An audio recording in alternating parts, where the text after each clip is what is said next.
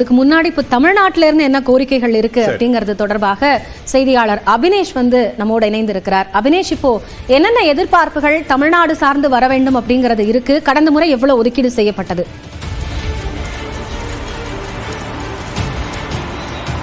குறிப்பாக தமிழ்நாடு அரசின் சார்பாக சில முக்கியமான கோரிக்கைகளை மத்திய அரசு வலியுறுத்தியிருக்கிறாங்க. அதில் குறிப்பாக சென்னைக்கு மெட்ரோ ரயில் 2ஆம் கட்ட பணிகள் நடைபெற்று வருகிறது.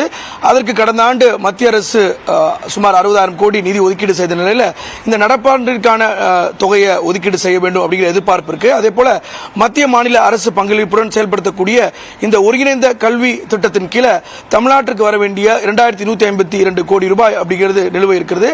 அதை இந்த நிதிநிலை அறிக்கையில் விடுவிப்பாங்க அப்படிங்கிற ஒரு எதிர்பார்ப்பு இருக்கு. அதே போல கடந்த ஆண்டு இறுதியில் ஏற்பட்ட இந்த பெஞ்சல் புயல் காரணமாக கடுமையான பாதிப்புக்கு ஒரு 14 மாவட்டங்கள் உள்ளாகியது. எனவே அதில் தற்காலிகமாகவும் நிரந்தரமாகவும் சீரமைப்பதற்கு தேவையான நிதியை தேசிய பேரிடர் நிதியிலிருந்து விடுவிக்க வேண்டும் அப்படிங்கிற கோரிக்கையும் தமிழ்நாடு அரசு சார்பாக வைக்கப்பட்டிருக்கிறது.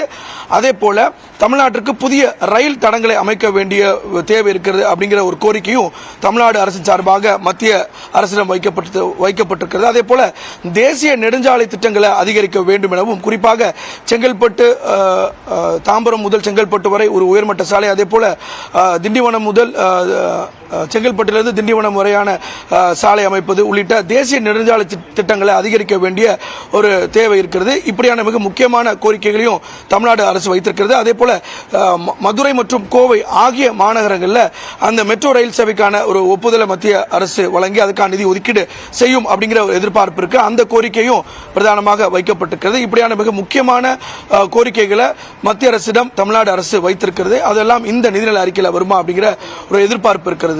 காயத்ரி, நன்றி அபினேஷ். இது குறித்த விவரங்களை வழங்கியமைக்காக. மத்திய பட்ஜெட் குறித்த ஒரு சிறப்பு நேரலை சிறிய இடைவேளைக்கு பிறகு தொடரும்.